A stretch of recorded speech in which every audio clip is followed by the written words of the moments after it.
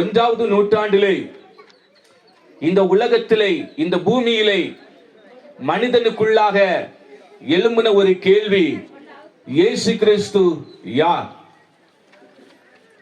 இன்றைக்கு நாம் 21வது நூற்றாண்டிலே வாழ்ந்து கொண்டிருக்கிறோம். இன்றைக்கும் அதே கேள்விதான் இன்றைக்கு நம்முடைய உலகத்திலே எழும்பிக் கொண்டிருக்கிறது. உலக மனிதனுக்குள்ளாக எழும்புகிற ஒரு செய்தி, ஒரு கேள்வி என்ன என்று சொன்னால், இயேசு கிறிஸ்து யார்? பள்ளிக்கூடங்களில் அங்கே படிக்கிற மாணவ மாணவிகள் எழுப்பிக் கொள்ளுகிற ஒரு கேள்வி, இயேசு கிறிஸ்து யார்? கல்லூரிகளில் படிக்கிற மாணவ மாணவிகள் கல்லூரிகளுக்குள்ளாக இருக்கிற ஒரு கேள்வி, இயேசு கிறிஸ்து யார்? மதங்களுக்குள்ளாக, இந்த உலகத்திலே அநேக மதங்கள் இருக்கிறது.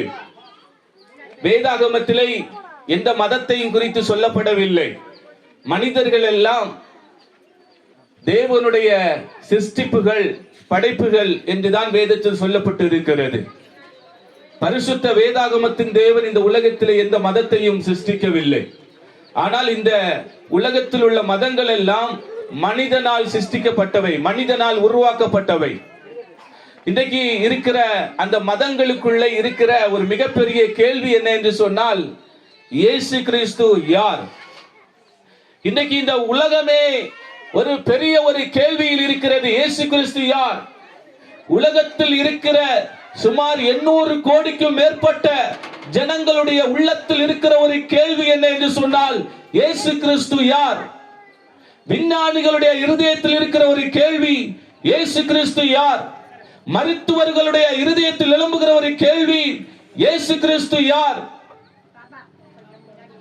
இயேசு கிறிஸ்து யார் என்கிறதான கேள்வி இன்றைக்கு உலகத்திலே அதிகமாக எழும்பிக் கொண்டிருக்கிறது. அன்பானவர்களே, இந்த உலகத்திலே மனிதர்களால் தோற்றுவிக்கப்பட்ட பல மதங்கள் இருக்கிறது. பல மதங்களிலே இயேசு கிறிஸ்து யார் என்கிறதான கேள்விக்கு அவர்கள் அநேக பதில்களை வைத்திருக்கிறார்கள். They are having so many opinions about Jesus Christ. பொதுவாக இஸ்லாம் மதத்திலே இயேசு கிறிஸ்துவை குறித்து அவர்கள் என்ன கருதுகிறார்கள் என்றால், இயேசு கிறிஸ்து ஒரு மாபெரும் இறை தூதர் என்று அவர்கள் கூறுகிறார்கள். இந்து மதத்திலே இயேசு கிறிஸ்துவை குறித்ததான கேள்விக்கு அவர்கள் சொல்லிக் கொள்ளுகிற பதில், இயேசு கிறிஸ்து ஒரு சாது, அதாவது ஒரு ஆசாரியர், சிறந்த ஆசிரியர், குருவாக சிலர் எண்ணுகிறார்கள்.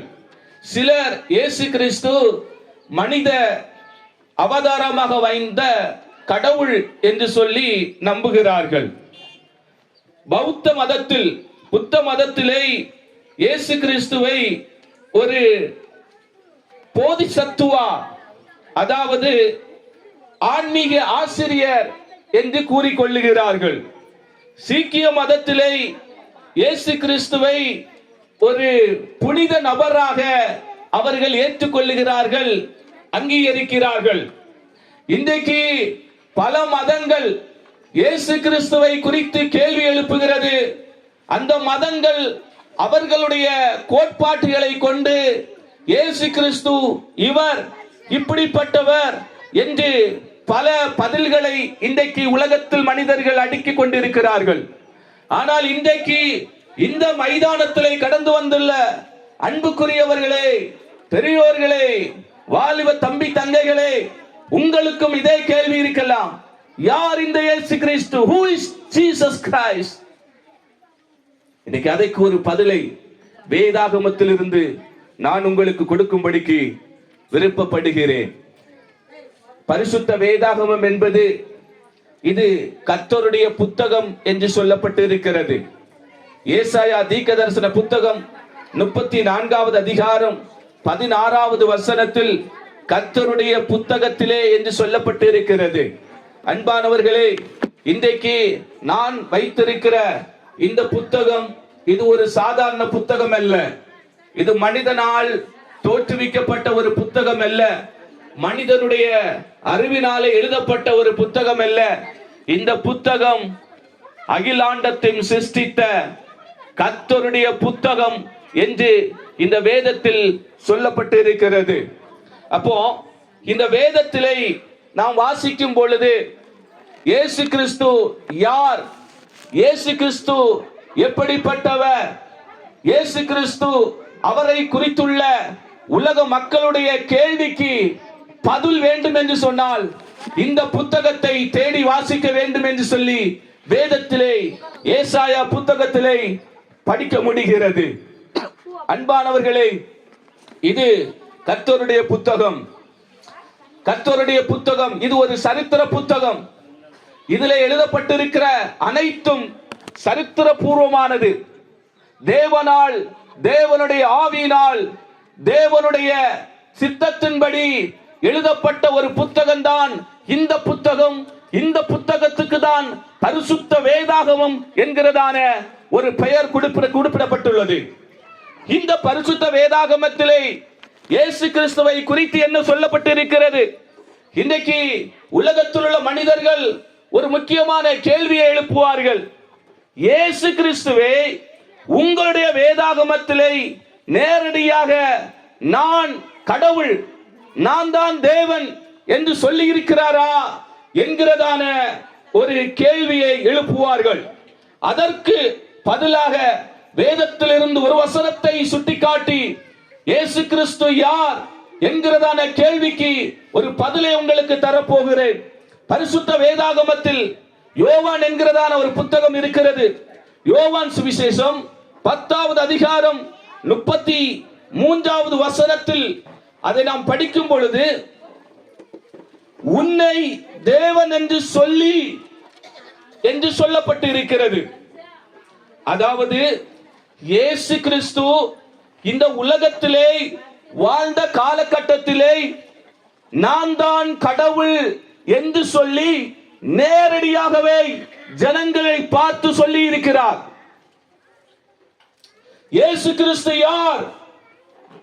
அவர் நேரடியாகவே நான் தான் கடவுள் என்று சொல்லி இருக்கிறாரா என்கிறதான கேள்விக்கு யோவான் சுவிசேஷம் 10வது அதிகாரம் 33வது வசனத்திலே கர்த்தருடைய புத்தகத்திலே இயேசு கிறிஸ்து இந்த உலகத்திலே வாழ்ந்த காலகட்டத்தில் ஜனங்களை பார்த்து சொல்லுகிறார், நான் தான் கடவுள், இந்த பிரபஞ்சத்தின் கடவுள் நான், அகிலாண்டத்தையும் சிருஷ்டித்த கடவுள் நான்,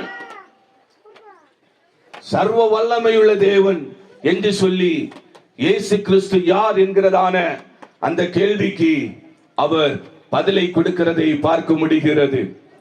இந்த வசனத்திலே தேவன் என்று சொல்லப்பட்டிருக்கிற அந்த வார்த்தையை கிரேக்க மொழியிலே படிக்கும் பொழுது தியோன் என்கிறதான ஒரு வார்த்தை பயன்படுத்தப்பட்டிருக்கிறது. தியோன் என்கிறதான ஒரு வார்த்தை, தியோன் என்கிறதான அந்த கிரேக்க வார்த்தையினுடைய அர்த்தம் என்ன என்று சொன்னால், ஒரு தெய்வம் உண்மையான கடவுள், ஒரு தெய்வம் உண்மையான கடவுள். இந்த உலகத்திலே ஒரே ஒரு தேவன் அகிலாண்டத்தையும் சிருஷ்டித்தவர், இந்த பிரபஞ்சத்தையே தன்னுடைய வார்த்தையினாலே சிருஷ்டித்தவர், அற்புதமான கடவுள், சர்வ ஞானி, சர்வ வியாபி, எங்கும் நிறைந்திருக்கிற ஒரு கடவுள் யார் என்று சொன்னால் பரிசுத்த வேதாகமம் சொல்லுகிறது, அது இயேசு கிறிஸ்து. இன்றைக்கு மனிதர்கள் எழுப்புகிற கேள்விக்கு, இயேசு கிறிஸ்து யார் என்கிறதான கேள்விக்கு பரிசுத்த வேதாகமத்தில் இயேசு கிறிஸ்து நேரடியாகவே சொல்லுகிறார், ஒரே ஒரு தேவன், அது நான், உண்மையான தேவன், அது நான். அன்பானவர்களே, ஒருவேளை இந்த உலகத்துல ஒரு உண்மையான கடவுள் இருக்கிறாரா, ஒரு உண்மையான இறைவன் இருக்கிறாரா என்ற ஒரு குழப்பத்தோடு இந்த நேரத்தில் இந்த மைதானத்துக்குள்ள நீங்கள் இருக்கிறீர்கள் என்று சொன்னால், இன்றைக்கு உங்களை பார்த்து இந்த இயேசு கிறிஸ்து சொல்லுகிறார், நீங்கள் தேடுகிற அந்த உண்மையான கடவுள் நான். நீ தேடுகிற சமாதானத்தை, நீ தேடுகிற நிம்மதியை, உன்னுடைய இருதயத்தில் எழும்புகிற கேள்விக்கு பதிலை தருகிற ஒரே கடவுள் அது இயேசு கிறிஸ்து. இந்த இயேசு கிறிஸ்து அன்பானவர்களே உங்களை தேடி வந்திருக்கிறார். இன்றைக்கு நீங்க பல குழப்பத்தோடு வந்திருக்கலாம், பல விதமான சிந்தையோடு வந்திருக்கலாம். இந்த உலகத்தில் ஒரு கடவுள் இருக்கிறாரா? கடவுள் இருக்கிறார் என்று சொன்ன என்னுடைய வாழ்க்கை ஏன் இப்படி இருக்கிறது? என்னுடைய குடும்பம் ஏன் இப்படி இருக்கிறது? என்னுடைய பிள்ளைகள் ஏன் இப்படி இருக்கிறார்கள்? என்னுடைய குடும்பத்தில் ஒரு மாற்றம் வராதா? என்னுடைய குடும்பத்தில் இருக்கிற அந்த நஷ்டம் விலகாதா? எனக்கு ஒரு மறுவாழ்வு கிடைக்காதா? என்னுடைய வாழ்க்கையில ஒரு பிரகாசம் உதிக்காதா? என்னுடைய வாழ்க்கையில ஒரு வெளிச்சம் கிடைக்காதா?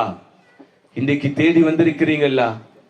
உங்களுடைய வாழ்க்கையில ஒரு வெளிச்சத்தை இயேசு கிறிஸ்து தருகிறார், ஒரு பிரகாசத்தை இயேசு கிறிஸ்து தருகிறார், ஒரு புதிய வாழ்க்கையை இயேசு கிறிஸ்து தருகிறார், ஒரு விடுதலை இயேசு கிறிஸ்து தருகிறார்.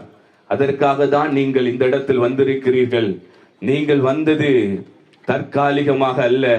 உங்களை இந்த இறைவன் கடவுள் இயேசு கிறிஸ்து முன்குறித்து அவரே இந்த இடத்திலே உங்களை கொண்டு வந்திருக்கிறார்.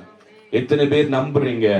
நம்புறவங்க மட்டும் கைகளை அசைத்து ஆண்டவரே நீர் தான் உண்மையான கடவுள், உண்மை நான் நம்புகிறேன், என்னை உமக்காக ஒப்பு கொடுக்கிறேன், நான் தேடுகிற நிம்மதி எனக்கு தாங்க, நான் தேடுகிற அந்த சமாதானத்தை எனக்கு தாங்க. ரொம்ப சந்தோஷமாக இருக்கு. தொடர்ந்து ஒரு சில நிமிடங்கள் தான் கவனமுடன் கேட்கும்படிக்கு உங்களை அன்புடன் கேட்டுக் கொள்ளுகிறேன். ஒருவேளை உங்களுக்கு அடுத்த ஒரு கேள்வி எழும்பலாம். 2025 ஆண்டுகளுக்கு முன்தானே இயேசு கிறிஸ்து மனிதனாக பிறந்தார். அப்போ 2025 ஆண்டுகளுக்கு முன்பாக இருந்த கடவுள் யார்? இயேசு கிறிஸ்து எங்கே இருந்தார் என்கிறதான ஒரு கேள்வி உங்களுக்கு இருக்கலாம். அன்பானவர்களே, இயேசு கிறிஸ்து மனிதனாக இந்த உலகத்திலே பிறந்த அந்த ஆண்டுதான் சுமார் 2025 ஆண்டுகளுக்கு முன்பாக. ஆனால் அவர் மனிதனாக இந்த உலகத்திலே அவதரித்த அதற்கு முன் அவர் கடவுளாகவே இந்த உலகத்திலே இருந்தார் என்று வேதத்தில் வசனங்கள் இருக்கிறது. அதற்கு ஆதாரமாக யோவான் சுவிசேஷம் 17வது அதிகாரம் அதனுடைய 5வது வசனத்தில் சொல்லப்பட்டு இருக்கிறது. உலகம் உண்டாகிறதற்கு முன்னே இயேசு கிறிஸ்து சொல்லுகிறார், உலகம் உண்டாவதற்கு முன்னே நான் இருக்கிறேன் என்று இயேசு சொல்லுகிறார். அப்ப இயேசு கிறிஸ்து வெறும் 2025 ஆண்டுகளுக்கு முன்பாக மனிதனாக அவதரித்த ஒரு கடவுள் மட்டுமல்ல, அவர் 2025 ஆண்டுகளுக்கு முன்பாக இந்த உலகத்திலே இந்த பூமியிலே மனிதனாக அவதரிக்கிறதுக்கு முன்பாகவே அவர் கடவுளாக இருக்கிறார். அவர் சர்வ வல்லமை உள்ள தேவனாக இருக்கிறார். அன்பானவர்களே, இந்த சிருஷ்டிப்பை பாருங்க. நம்முடைய மூளை என்பது இந்த கையளவு தான் இருக்கும். நம்முடைய சிந்தை, நம்முடைய யோசனை எல்லாம் அதற்கு ஒரு குறிப்பிட்ட எல்லை உண்டு. இந்த இயற்கையை நாம் பார்க்கும் பொழுது இந்த இயற்கைக்கு பின் ஒரு இறைவன் இருக்கிறார் என்று உங்களால் நம்ப முடிகிறதா? இல்லையா? நம்ப முடிகிறது. இந்த இயற்கைக்கு பின் ஒரு இறைவன் இருக்கிறார். நாம் இந்த உலகத்திலே இருக்கிற அந்த கோள்களை குறித்து படிக்கும் பொழுது விஞ்ஞானிகளுடைய கருத்துப்படி ஏறக்குறைய 3,50,000 கோடி கோள்கள் இருக்கதாக கூறப்படுகிறது. 3,50,000 கோடி கோள்கள் இருப்பதாக கூறப்படுகிறது. அந்த 3,50,000 கோடி கோள்கள்ல உள்ள ஒரு கோள் தான் நாம் வாழ்ந்து கொண்டு இருக்கிற இந்த பூமி. ஒரு சிறிய கோள், அதுதான் பூமி. ஆனா இந்த பூமியை பாருங்க, இந்த பூமியை நம்மளால ஆராய்ச்சி செய்ய முடிகிறதா? இந்த பூமியை இதுவரைக்கும் பிரபலமாக அறியப்படுகிற விஞ்ஞானிகளால் ஆராய்ச்சி செய்து முடிந்ததா? இல்லை. ஏனென்று சொன்னால் இந்த பூமி, இந்த வானம் இந்த உலகம், இந்த பூமியில் உள்ள யாவும் எதை அறிவிக்கிறது என்று சொன்னால், உலகம், உலகத்துக்கு, உலகம், உலகத்தில் உள்ள மக்களுக்கு, உலகம் இயேசு கிறிஸ்து 2025 ஆண்டுகளுக்கு முன்தானே அவர் பிறந்தார். அதற்கு முன் எங்கிருந்தார் என்ற கேள்விக்கு இந்த உலகம் என்ன சான்றளிக்கிறது என்று சொன்னால், உலகமே அவர்களுக்கு எங்களை சிருஷ்டித்ததே இறைவன் இயேசு கிறிஸ்து தான் என்று சொல்லி சான்றளிக்கிறது. எத்தனை பேர் நம்புறீங்க? வேதத்தில் படிக்கும் பொழுது யோவான் சுவிசேஷம் 1வது அதிகாரம் 1வது வசனத்தில், ஆதியிலே வார்த்தை இருந்தது, அந்த வார்த்தை தேவனிடத்தில் இருந்தது, அந்த வார்த்தை தேவனாய் இருந்தது என்று சொல்லப்பட்டிருக்கிறது. இயேசு கிறிஸ்துவுக்கு வேதாகமத்திலே வார்த்தை என்கிறதான நாமம் கொடுக்கப்பட்டிருக்கிறது. ஆதியாகமம் 1வது அதிகாரம் 1வது வசனம், ஆதியிலே தேவன் வானத்தையும் பூமியையும் சிருஷ்டித்தார். In the beginning God created the heavens and the earth. ஆதியிலே தேவன் வானத்தையும் பூமியையும் சிருஷ்டித்தார். ஆதியிலே தேவன் வானத்தையும் பூமியையும் சிருஷ்டிக்கிறதுக்கு முன்பாக யோவான் சுவிசேஷம் 1வது அதிகாரம் 1வது வசனத்திலே சொல்லப்பட்டிருக்கிற ஆதியிலே வார்த்தை இருந்தது. அந்த வார்த்தை யாரை குறிக்கிறது என்று சொன்னால், இயேசு கிறிஸ்துவை குறிக்கிறது. அந்த வார்த்தை உலகத்துக்கு எதை அறிவிக்கிறது என்று சொன்னால், இந்த உலகத்தையே தேவன் தன்னுடைய வார்த்தையினால சிருஷ்டிக்கிறதற்கு முன்பாகவே இயேசு கிறிஸ்து இறைவனாக இருக்கிறார் என்பதை நிரூபிக்கிறது.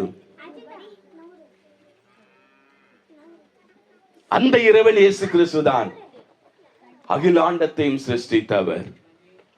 இங்க வந்திருக்கிற எல்லாருக்கும் தெரியும், முதல் மனிதனுடைய பெயர் என்னன்னு கேட்டா நீங்க சொல்லுவீங்க. முதல் மனிதனுடைய பெயர் என்ன? முதல் மனிதனுடைய பெயர் என்ன? ஆதாம் ஏவாள். முதல் மனிதனுடைய பெயர் ஆதாம், மனுஷியுடைய பெயர் ஏவாள். இங்க பாருங்க, இந்த உலகத்துல நம்ம காண்கிற எல்லாத்தையும் கடவுள் எப்படி சிருஷ்டித்தார் தெரியுமா? ஜஸ்ட் அவருடைய வார்த்தையினால. Let there be light, there was light.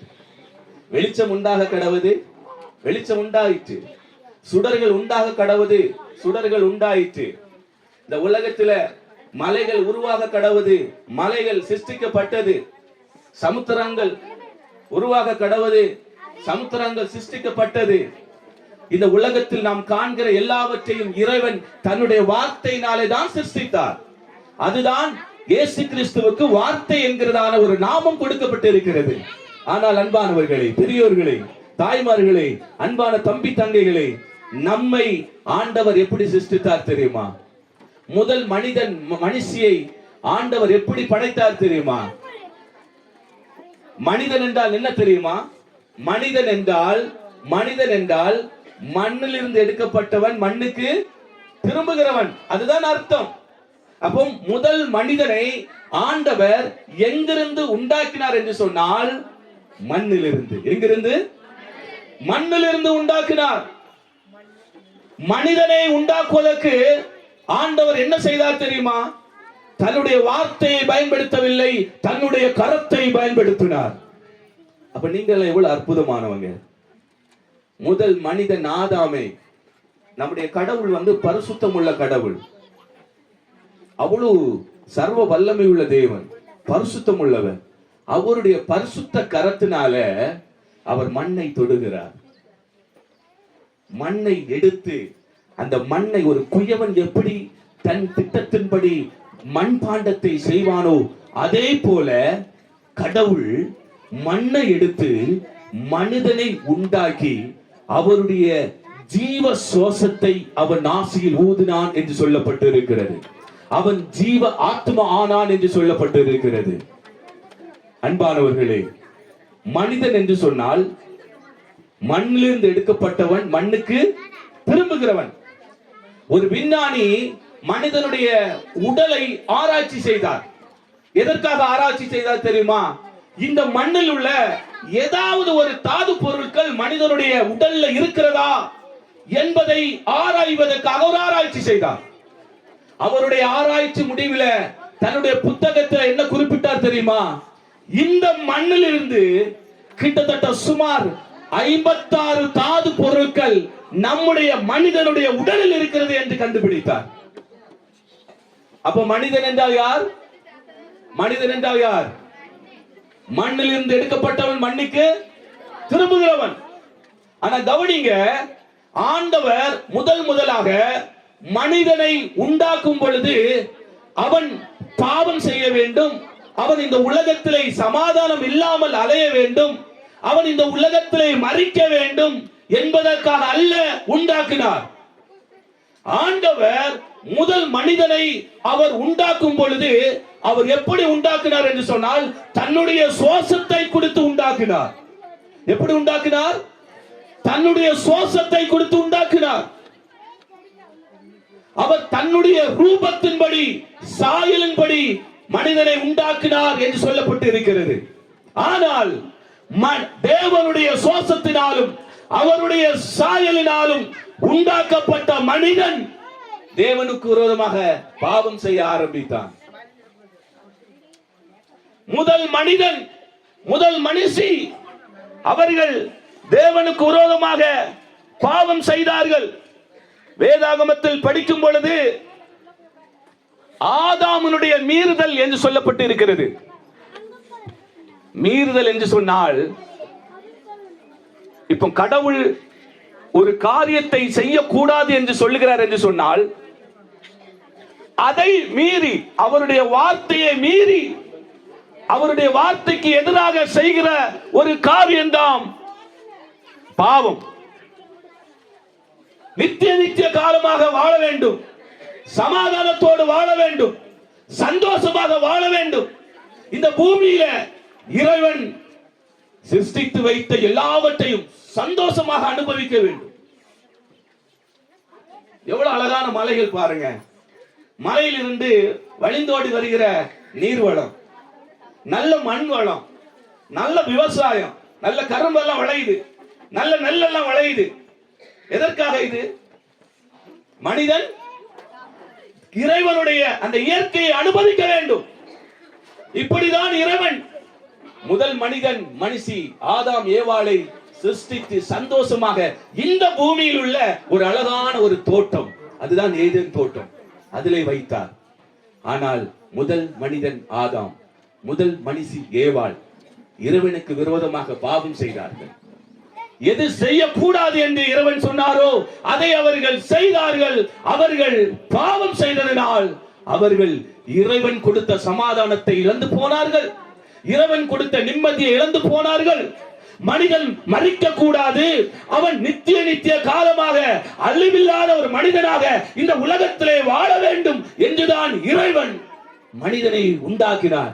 ஆனால் மனிதன் பாவம் செய்த நிமித்தமாக அந்த நித்திய தன்மையை அவன் இழந்து போனான்.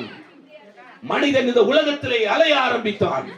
இறைவன் கொடுத்த சமாதானத்தை அவன் பாவம் செய்த காரணத்தினால் இழந்து போனான். அந்த மகிழ்ச்சியை இழந்து போனான். மனிதன் இந்த உலகத்திலே பலுகி பெருக ஆரம்பித்தான். அப்படிப்பட்ட மனிதனுக்குள்ள அவன் பாவம் செய்ததனால அந்த பாவ யோசனைகள், பாவ எண்ணங்கள், அந்த பாவ அந்த கிரியைகள் அவனுக்குள்ளாக செயல்படுத்த ஆரம்பிக்கப்பட்டது. பாவம் செய்த மனிதன் மக்களை கொலை செய்ய ஆரம்பித்தான், சக மனிதர்களை பகைக்க ஆரம்பித்தான், சக மனிதர்களை பழிவாங்க ஆரம்பித்தான், சக மனிதர்களுக்கு கேடு செய்ய ஆரம்பித்தான், தீமை செய்ய ஆரம்பித்தான்.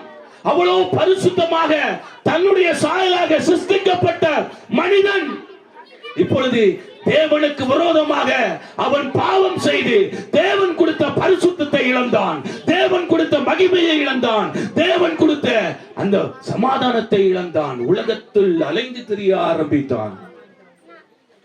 இப்ப பாவம் செய்த மனிதனுடைய இருதயத்தில் ஒரே படபடப்பு, அவனுடைய மனசாட்சி குத்துகிறது. இப்போ அவன் செய்த பாவத்தின் காரணமாக பரிகாரத்தை தேட ஆரம்பித்தான். அன்பானவர்களே, இன்றைக்கு நம்முடைய மனுக்குலமே தேடுகிற ஒரு மிகப்பெரிய ஒன்று என்ன தெரியுமா? பரிகாரம். பரிகாரம். ஏன் பரிகாரம்? ஏன் என்று சொன்னால் ஏதோ ஒரு பாவம் அவர்களை பின்தொடர்கிறது. அவர்கள் பாவத்துக்கு அடிமைப்பட்டு இருக்கிறார்கள். அந்த பாவத்தை விட்டு அவர்கள் ஒரு சமாதானமாக வாழ வேண்டும், சந்தோஷமாக வாழ வேண்டும் என்பதற்காக பரிகாரத்தை தேடி இன்றைக்கு மனிதன் அலைந்து கொண்டிருக்கிறான். இதே போலதான் 2025 ஆண்டுகளுக்கு முன்பாக மனிதன் பரிகாரத்தை தேடி அலைய ஆரம்பித்தான். இன்றைக்கு மனிதன் சமாதானத்தை பெற்றுக் கொள்வதற்காக பல பலிகளை கொடுத்துக் கொண்டிருக்கிறான். கோழிகளை பலி கொடுக்க ஆரம்பித்தான், ஆடுகளை பலி கொடுக்க ஆரம்பித்தான். ஏன் இந்த நாட்களில் நரபலியை கூட கொடுக்க ஆரம்பித்து விட்டான். இந்த கொரோனா காலகட்டத்தில எல்லாம் எத்தனை பிள்ளைகளை பிடித்து நரபலி கொடுத்தாங்க தெரியும். அந்த செய்தியை நீங்க கேட்டிருப்பீங்க. கேரளாவில் நடந்தது, கர்நாடகாவில், ஆந்திராவில் நடந்தது. ஏன், எதற்காக? தான் பெற்ற பிள்ளையை பிடித்து நரபலி கொடுக்க வேண்டும் என்று சொன்னால் எந்த அளவுக்கு மனித குலம் பாவத்தின் அந்த பிடியினால், அந்த கிரியையினால் அடிமைப்படுத்தப்பட்டிருக்கிறது பாருங்க. அன்பானவர்களே, இப்படி இருக்கும் பொழுதுதான் மனிதனை உண்டாக்கின இறைவன் மனுக்குலத்தை பார்க்கிறார், இந்த பூமியை பார்க்கிறார், இந்த பூமியிலே வாழ்கிற மனிதனை பார்க்கிறார். பார்த்துட்டு இறைவன் என்ன செய்கிறார் தெரியுமா? இனி நானே இந்த உலகத்தில் இறங்கி வரணும், நானே இந்த உலகத்தில் இறங்கி வரணும். அப்பதான் மனுக்குலத்துக்கு ஒரு பரிகாரம் கொடுக்க முடியும் என்பதை அறிந்த இறைவன் 2025 ஆண்டுகளுக்கு முன்பாக இந்த உலகத்திலே இயேசு கிறிஸ்து என்ற பெயரிலே அவதரித்தார்.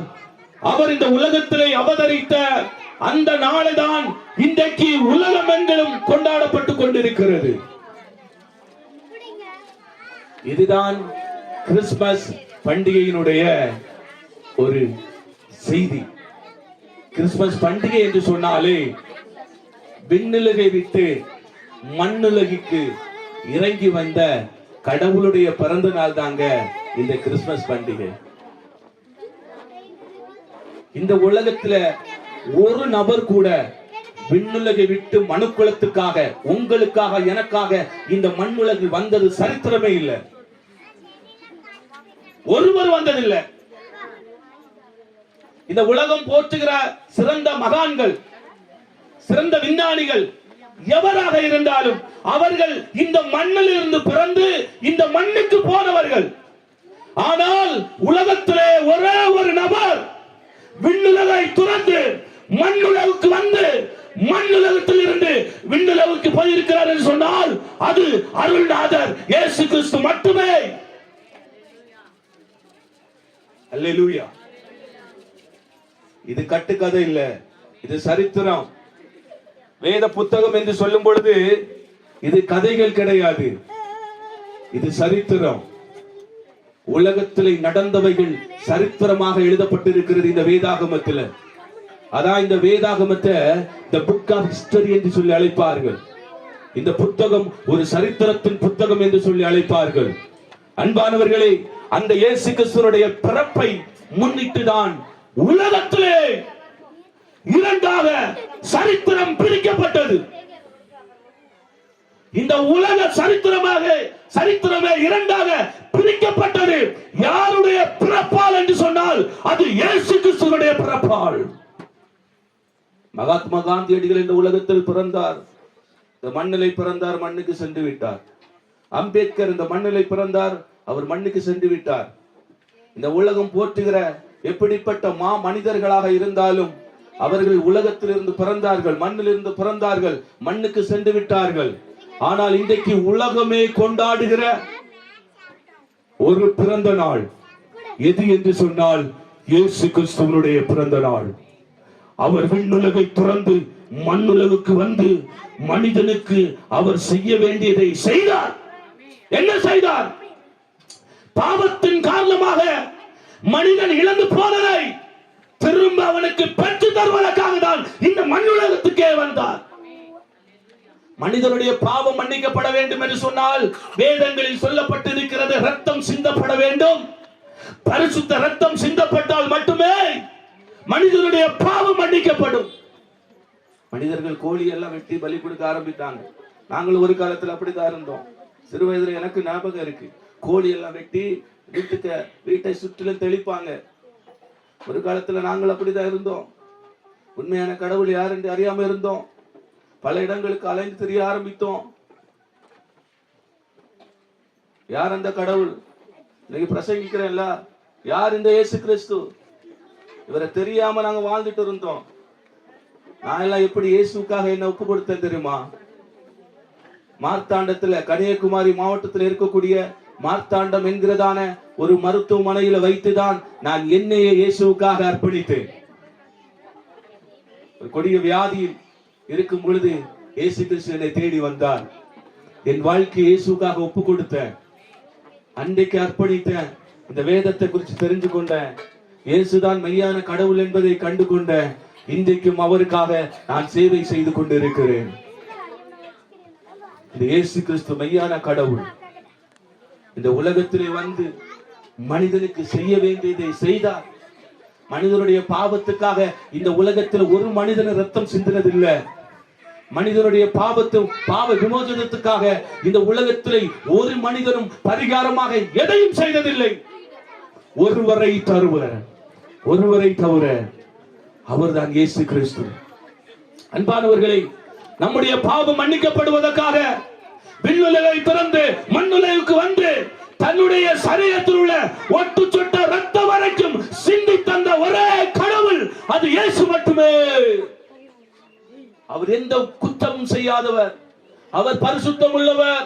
அதான் ஒரு பாடல் இவ்வாறாக பாடப்படுகிறது: ஒரு குற்றம்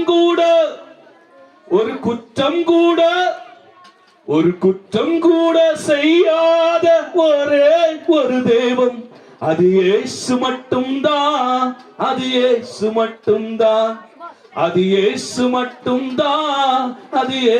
மட்டும்தான்.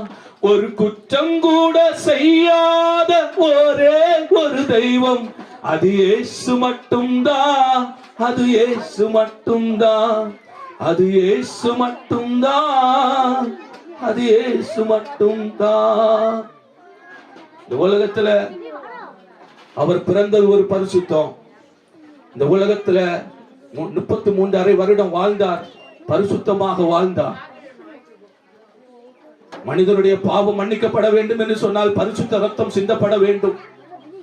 5 அறிவை படைத்த மிருகத்தினுடைய ரத்தம் மனிதனுக்காக, மனிதனுடைய பாவத்துக்காக சிந்தப்பட்டதன் மூலமாக மனிதனுடைய பாவம் மன்னிக்கப்படுமா என்று கேட்டால், அன்பானவர்களே, 5 அறிவு படைத்த உயிரினங்களுக்கு, மிருகங்களுக்கு தான் எதற்காக பலியிடப்படுகிறது என்று சொல்லி அதற்கே தெரியாது.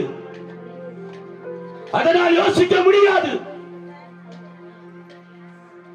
அந்த 5 அறிவு படைத்த அந்த உயிரினத்தினால அதை பலியிட்டு அதன் மூலமாக சிந்தப்படுகிற இரத்தத்தினாலே மனுக்குலத்துடைய பாவம் எப்படி மன்னிக்கப்படும்?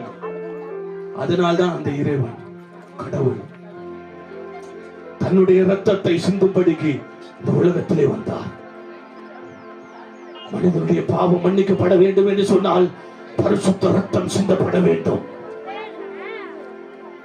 நம்முடைய பாவம் மன்னிக்கப்படுவதற்காக அந்த இயேசு கிறிஸ்து அந்த கல்வாரி சிலுவையை சுமந்து கொண்டு அவருடைய ரத்தத்தை அவர் நமக்காக சிந்தித்தார்.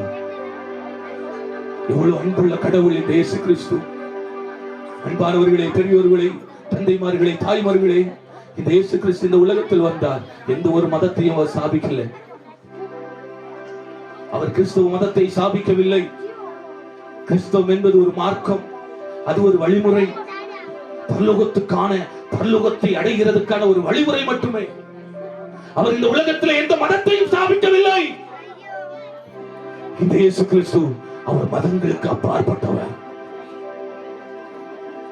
அவர் ஜாதிகளுக்கும் அப்பாற்பட்டவர். அவர் இந்த உலகத்திலே வாழ்ந்தார். அவர் பாவிகளை தேடி சென்றார். இறந்து போனதை தேடவும் ரட்சிக்கவுமே இயேசு கிறிஸ்து இந்த உலகத்தில் வந்தார். பாவத்தின் காரணமாக சமாதானத்தை இழந்து, சந்தோஷத்தை இழந்து, பாவிகளாக வாழ்ந்து கொண்டிருந்த சமுதாயத்தை தேடி இயேசு சென்றார். இயேசு கிறிஸ்து வாழ்ந்த காலகட்டத்திலே ஆயக்காரர்கள் சமுதாயத்தால் பாவிகளாக எண்ணப்பட்டார்கள். அந்த பாவிகளை தேடி சென்றார். பாவிகளின் சிநேகிதன், ஆயக்காரரின் சிநேகிதன் என்று அழைக்கப்பட்டார். அன்பானவர்களே, ஒருவேளை நீங்க செய்த பாவத்தினால பல பரிகாரங்களை செய்திருக்கலாம், பல கோழிகளை நீங்கள் பலியிட்டிருக்கலாம், பல ஆடுகளை பலியிட்டிருக்கலாம், பல புண்ணிய ஸ்தலங்களுக்கு தேடி சென்றிருக்கலாம். ஆனா இன்றைக்கு இயேசு கிறிஸ்து உங்களை தேடி வந்திருக்கிறார். இவ்வளவு பரிகாரத்தை நீங்கள் செய்தாலும் எனக்கு ஒரு சமாதானம் இல்லையே, ஒரு சந்தோஷம் இல்லையே, ஒரு நிம்மதி இல்லையே, என்னுடைய வாழ்க்கையில ஒரு விடுவு காலம் கிடைக்காதா இந்த ஏக்கத்தோடு இருக்கிற அன்பு தாயே, இன்றைக்கு இந்த அருள்நாதர் இயேசு கிறிஸ்து உங்களை தேடி வந்திருக்கிறார். பாவத்து நிமித்தமாக நீங்கள் இழந்து போன சமாதானத்தை, அந்த சந்தோஷத்தை மறுபடியும் உங்களுக்கு தருவதற்காக இந்த இயேசு கிறிஸ்து உங்களை தேடி வந்திருக்கிறார்.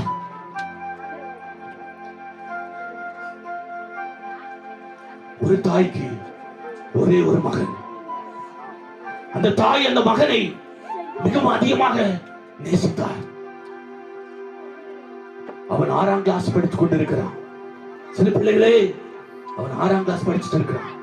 ஒரு நாளைக்கு பள்ளிக்கூடத்துக்கு போயிட்டு அவன் தன்னுடைய தாயாரை தேடி வருகிறான். தன்னுடைய தாயார் வறுமையின் காரணமாக, ஏழ்மையின் காரணமாக ஒரு சுண்ணாம்பு கரைசல் தயாரிக்கிற ஒரு ஆலையில் வேலை பார்த்துக் கொண்டிருந்தார்கள். இது 6ஆம் கிளாஸ் படிக்கிற இந்த மகன் பள்ளிக்கூடம் முடிந்தவுடன் தாயை தேடி வருவான். தாயார் அந்த சுண்ணாம்பு கரைசல் அந்த தயாரிக்கிற அந்த ஆலைகளை வேலை செய்து கொண்டிருப்பார். ஒரு நாளைக்கு அவன் ஸ்கூல் முடிச்சுட்டு அப்படியே அந்த பேக் எல்லாம் தோல் போட்டுட்டு தன் அம்மாவை பார்ப்பதற்காக சந்தோஷமாக அவன் ஓடி வந்து கொண்டிருக்கிறான். அந்த ஆலையில் வருகிறான், அம்மாவை தேடுகிறான், அம்மாவை காணவில்லை. அப்படி தேடிட்டே இருக்கும் பொழுது திடீரென்று ஒரு பெரிய அந்த சுண்ணாம்பு கரைசல் கலக்கி வைத்திருந்த ஒரு பெரிய அந்த குழியில் அவன் விழுந்து விட்டான்.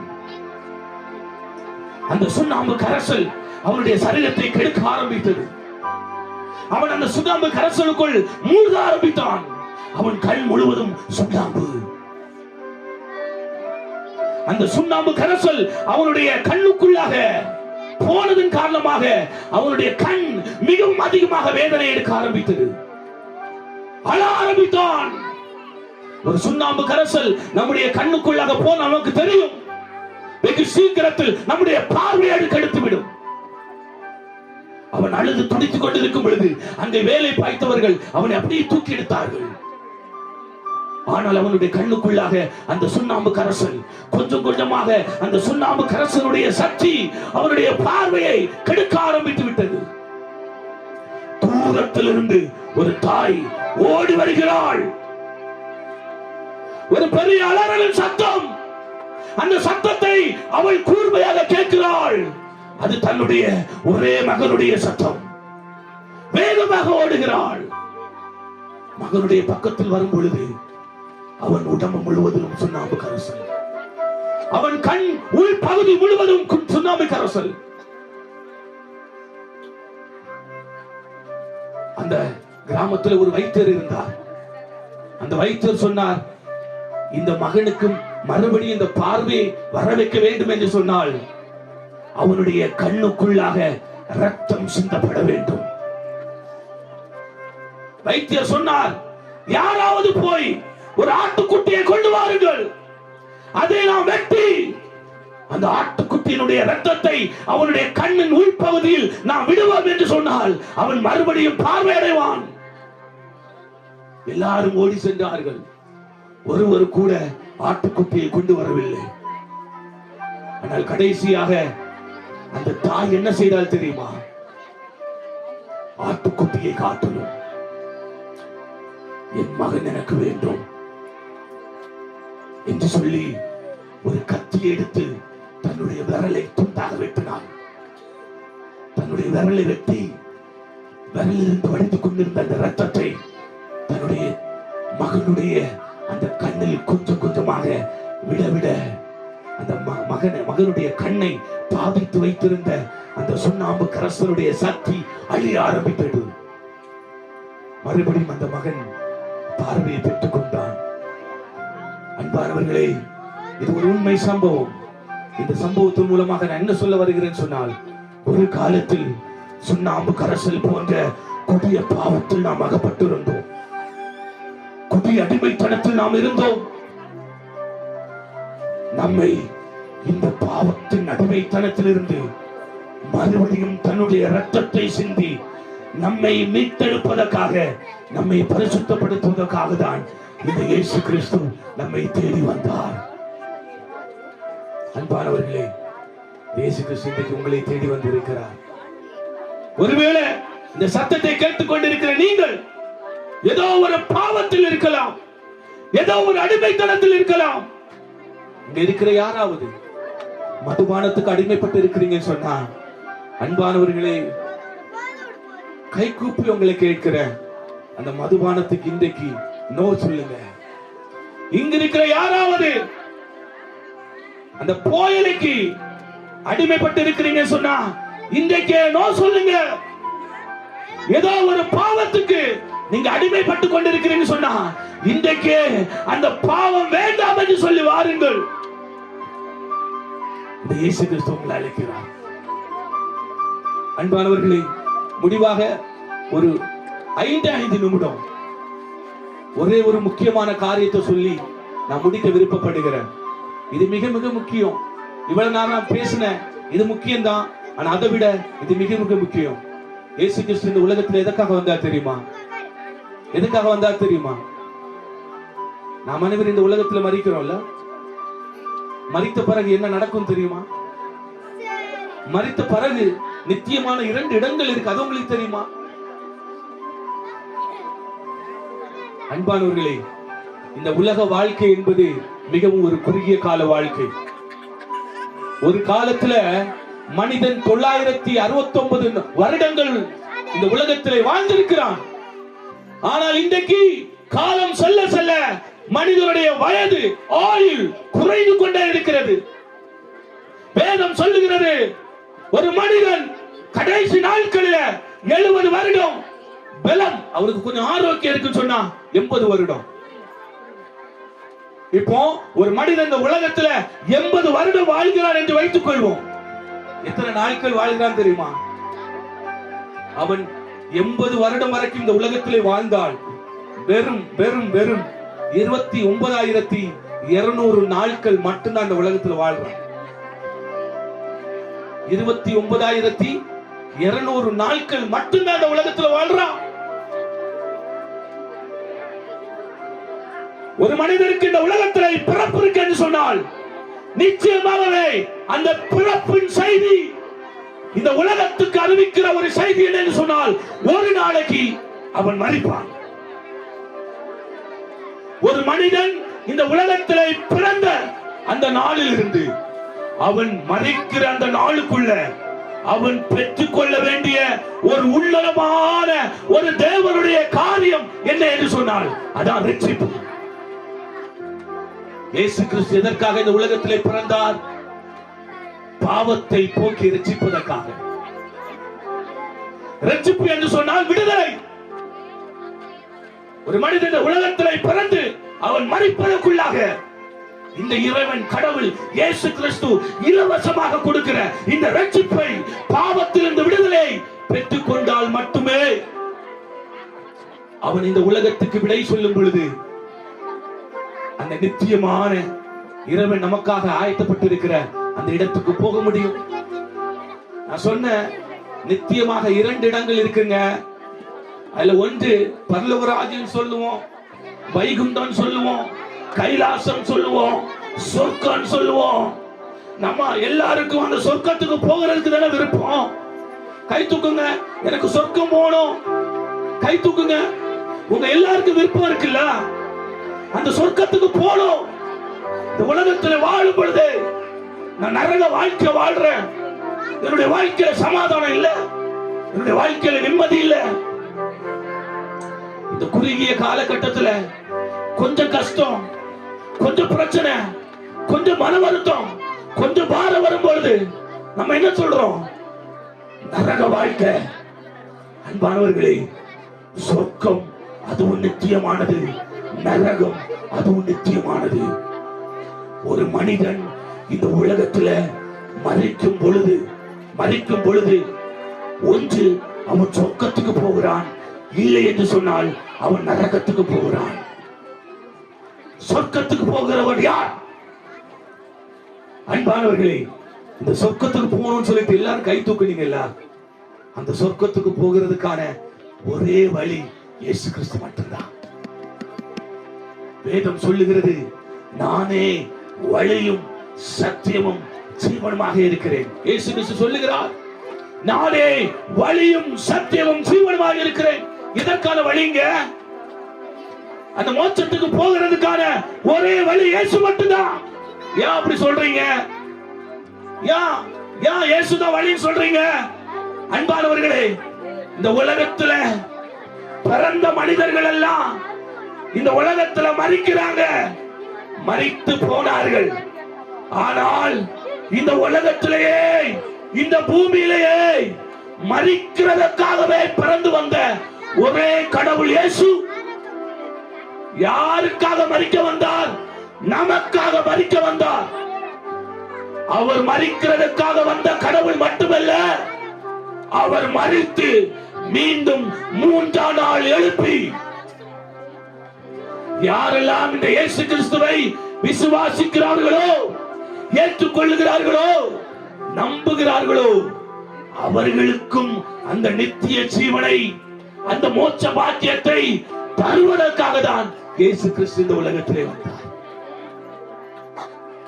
இந்த பரலோகத்துக்கு போறதுக்கான, இந்த மோட்சத்துக்கு போறதுக்கான ஒரே ஒரு வழி, அது இயேசு மட்டும்தான். வேற வழி இல்லைங்க நமக்கு. இந்த உலகத்துல எந்த ஒரு நபரும் மனிதனுக்காக பிறக்கல, மனிதனுடைய பாவத்துக்காக ரத்தம் சிந்தல, மனிதனுடைய பாவம் மன்னிக்கப்படுவதற்காக தன்னுடைய ஜீவனை பலியாக ஒப்பு கொடுக்கல. எந்த ஒரு கடவுளும் மரித்த பிறகு உயிர்த்தெழுதல, சரித்திரமே இல்ல. இன்றைக்கு நீங்க இஸ்ரவேல் போவீங்க சொன்னா, ஆசிய கண்டத்துல தாங்க இஸ்ரவேல் இருக்கு. அங்க நீங்க போவீங்க சொன்னா, ஒரே ஒரு கல்லறை இன்றும் திறந்தே இருக்கிறது. அந்த கல்லறை உலகத்துக்கு அறிவிக்கிற ஒரு செய்தி என்னன்னு சொன்னால், அவர் இந்த கல்லறையில் இல்லை, அவர் உயிர்த்தெழுந்தார். அவர் உயிர்த்தெழுந்தார். இந்த மரணத்திலிருந்து உயிர்த்தெழுந்த கடவுளாலே மட்டுமே நமக்கு ஒரு மறு வாழ்க்கை தர முடியும், நமக்கு ஒரு நித்திய வாழ்க்கை தர முடியும். இந்த மோட்சத்துக்கு எனக்கு போனோம், இந்த சொர்க்கத்துக்கு எனக்கு போனோம், இந்த வைகுண்டத்துக்கு எனக்கு போனோம். ஆண்டவரே, என்னுடைய பாவங்களை நான் அறிக்கையிடுகிறேன். நான் செய்த பாவங்களின் எனக்கு ஒரு விடுதலை தாங்க. இது எத்தனை பேர் கேட்கிறீங்க? கை தூக்கலாமா? கை தூக்கலாமா? அன்பானவர்களே, இன்றைக்கு இந்த கடவுள் இயேசு கிறிஸ்து உங்களை பார்க்கிறேன். நீங்க எங்கெல்லாம் போயிருப்பீங்க? என்னுடைய பாவம் மன்னிக்கப்படணும், எனக்கு ஒரு சமாதானம் வேணும், எனக்கு ஒரு சந்தோஷம் வேணும் என்று சொல்லி எங்கெல்லாம் நீங்க தேடி போயிருப்பீங்க. எத்தனை எத்தனை பலிகளை செலுத்தி இருப்பீங்க. ஒரு நாளைக்கு நாங்க ட்ரெயின்ல பிரயாணம் பண்ணிட்டு இருக்கும் பொழுது ராமேஸ்வரத்துக்கு போயிட்டு ஒரு அம்மா வராங்க. நாங்க கேட்டோம், எதற்காக போனீங்க? அந்த அம்மா சொன்னாங்க, நான் ராமேஸ்வரம் கோயிலுக்கு போயிட்டு வரேன். நான் கேட்டேன், நாங்க கேட்டோம், எதற்காக, என்ன செஞ்சீங்க? அந்த அம்மா என்ன சொன்னாங்க தெரியுமா? நாங்க எல்லாரும் அந்த மோட்சத்துக்கு போனோம், அந்த மோட்சத்துக்கு போனோம். அப்ப நான் கேட்டேன், நீங்க என்ன செஞ்சீங்க? அந்த மோட்சத்துக்கு போறதுக்காக நீங்க அந்த கோயிலுக்கு போய் என்ன செஞ்சீங்க? அந்த அம்மா சொன்னாங்க, நாங்க பரிகாரம் செஞ்சோம், பரிகாரம் பூஜை செஞ்சோம். நான் கேட்டேன், நீங்க அந்த பூஜை செய்கிறதுக்கு எவ்வளவு பணம் செலவழித்தீங்க? அந்த அம்மா சொன்ன பதில் எங்களுக்கு ஒரு பெரிய ஒரு அதிர்ச்சியை கொடுத்தது. என்ன சொன்னாங்க தெரியுமா? 80,000 ரூபாய். ஒரு ஏழை அம்மா தான் பரலோகத்துக்கு போனோம், தான் அந்த மோட்சத்துக்கு போனோம், தன்னுடைய குடும்பத்தில் உள்ள எல்லாரும் அந்த மோட்சத்துக்கு போகணும் என்பதற்காக கோயிலுக்கு போய் பூஜை செய்து 80,000 செலவழிச்சிட்டு வராங்க. அப்ப நாங்க இந்த இயேசு கிறிஸ்துவுக்கு சொல்றோம், அம்மா, இயேசு கிறிஸ்து இலவசமாகவே உங்களுக்கு ஒரு நித்திய ஜீவனை தருகிறார். நம்முடைய சுய முயற்சியினால அந்த மோட்சத்துக்கு போக முடியாது. நாம் நம்முடைய முயற்சியினால என்னதான் பாவ கர்மங்கள் செய்தாலும் அந்த பரலோகத்துக்கு போக முடியாது. ஆனால் நீங்க இருக்கிற இடத்துல இந்த கடவுள் இயேசுவே ரொம்ப நான் விசுவாசிக்கிறேன், என்னுடைய உள்ளத்துல வாங்க, என்னுடைய இதயத்துல, என்னுடைய குடும்பத்துல, என்னுடைய வாழ்க்கையில ஒரு விடுதலை தாங்க. நான் அந்த பரலோகத்துக்கு வரணும், நான் அந்த மோட்சத்துக்கு வரணும். நான் நரகத்துக்கு போக கூடாது. நரகம் என்பது அது ஒரு நிச்சயமான ஒரு இடம். அந்த நரகத்துல கொடிய வேதனை, அந்த அக்கினி எரிஞ்சிட்டே இருக்கும், அக்கினியும் கந்தலும் அங்கே நிரம்பி இருக்கும் என்று வேதத்தில் சொல்லப்பட்டு இருக்கிறது. அது ஒரு கொடூரமான இடங்க. இன்னைக்கு அந்த நரகத்துக்கு தப்பி அந்த மோட்சத்துக்கு போக வேண்டும் என்பதற்காக தான் இந்த செய்தி உங்களுக்கு பிரசங்கிக்கப்படுகிறது. இதுதான் நற்செய்தி, இதுதான் கிறிஸ்துமஸ். எத்தனை பேர் நம்புறீங்க? எத்தனை பேர் நம்புறீங்க? நம்புறவங்க அப்படி எழுப்பிடலைங்க. உங்களுக்காக பிரார்த்தனை செய்ய போகிறோம். அன்பானவர்களே, ஏதோ ஒரு வருத்தத்தோடு நீங்க இந்த இடத்துல இருக்கலாம், ஏதோ ஒரு கஷ்டத்தோடு இந்த இடத்துல இருக்கலாம். ஒரு சமாதானத்துக்காக, ஒரு சந்தோஷத்துக்காக, அந்த மோட்ச வாழ்க்கையை பெற்றுக் கொள்வதற்காக நீங்க பல இடங்களுக்கு போயிருக்கலாம், பல புண்ணிய ஸ்தலங்களுக்கு போயிருக்கலாம். ஆனா இன்னைக்கு இயேசு கிறிஸ்து உங்களை அழைக்கிறார். நீங்கள் தேடுகிற அந்த சமாதானத்தை உங்களுக்கு தருவதற்காக, நீங்கள் தேடுகிற அந்த நிம்மதியை உங்களுக்கு தருவதற்காக இன்றைக்கு இயேசு கிறிஸ்து உங்களை அழைக்கிறார். இது ஒரு முக்கியமான நேரம். யாரும் சத்தம் போடக்கூடாது. சிறு பிள்ளைகள் எல்லாரும் கண்களை மூடணும். பெரியவர்கள் எல்லாரும் தயவாய் கண்களை மூடுங்க. ஒரே ஒரு நிமிடம், ஒரே ஒரு நிமிடம். இயேசுவே, இயேசுவே, நீர் எனக்கு வேண்டும், எனக்கு நீர் வேண்டும். என்னுடைய உள்ளத்துல வாங்க, என் உள்ளத்துல வாங்க. என்னுடைய பாவங்களை கழுவி அருளுங்க, என் பாவங்களை கழுவி அருளுங்க. என்னை நான் உமக்காக ஒப்பு கொடுக்கிறேன், என்னை நான் உமக்காக ஒப்பு கொடுக்கிறேன். அப்படி சொல்லவங்க மட்டும் உங்களுடைய இருதயத்தில் உங்களுடைய கையை வைக்கலாம். எல்லா கைகளை வைங்க உங்க இருதயத்தில். Lord, hallelujah, I need you. இயேசுவே, you are the savior, you are the creator. Amen, amen. You came to this world, amen, to die for my sins. Hallelujah. You shed my blood, hallelujah, and you rose again from the death. Hallelujah. And still alive. Lord, I surrender my life and give your hand. Amen. எல்லாரும் கண்களை மூடி, ஆண்டவரே, என்னுடைய வாழ்க்கை உமக்காக ஒப்பு கொடுக்கிறேன், ஒப்பு கொடுக்கிறேன்ப்பா சொல்லுங்க. எல்லாரும் வாய்களை திறந்து என்னுடைய உள்ளத்துல வாங்க, என் உள்ளத்துல வாங்க. பாவத்தின் காரணமாக நான் இழந்து போன சமாதானத்தை தாங்க, சமாதானத்தை எனக்கு தாங்க. அந்த நித்திய பாக்கியத்தை எனக்கு தாங்க, நித்திய பாக்கியத்தை எனக்கு தாங்க. சொல்லுங்க. என்னுடைய வீட்டை ஆசீர்வதிங்க, வீட்டை ஆசீர்வதிங்க. நன்றி ஆண்டவரே, உங்களுக்காக நாங்க பிரார்த்தனை செய்ய போகிறோம். ஆமென், ஹalleluya. வருவாய் தருணம் இதுவே, அழைக்கிறாரே வல்ல ஆண்டவர் இயேசு உன்னை. வருவாய் தருணம் இதுவே, அழைக்கிறாரே வல்ல ஆண்டவர் இயேசு உன்னை. வாழ்நாளே எல்லாம் வீணாலா வருத்தத்தோடு கழிப்பதே, வாழ்நாளே எல்லாம் வீணாலா வருத்தத்தோடு கழிப்பதே. வந்தவர் பாதம் சரணடைந்தார், வாழ்வித்து உண்மை சேர்த்துக் கொள்வாய். வருவாய் தருணம் இதுவே, அழைக்கிறாரே வல்ல ஆண்டவர் இயேசு உன்னை. வருவாய் தருணம் இதுவே, அழைக்கிறாரே வல்ல ஆண்டவர் இயேசு உன்னை. கட்டின வீடோ நிலை பொருளோ கண்டிடுமோ